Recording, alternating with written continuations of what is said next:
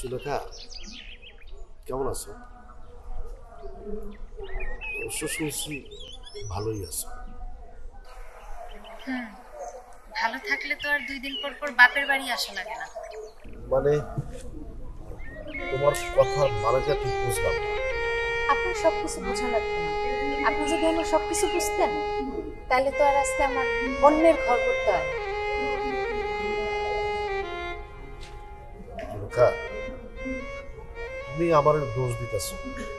দাও, ঠিক আছে, কিন্তু ওই সময় তোমার কিছু করার ছিল না। তুমি তো আমার বাপের চেনো, তুমি খুব জিদি না। ওনার একটাই কথা, আগে খেতাব অর্জন করতে হইব, তারপর অন্য কিছু। আর ওই সময় তো আমি একদম বেকার, কোনো কাজকর্ম করি না, কোনো খেতাবও আমার ছিল না।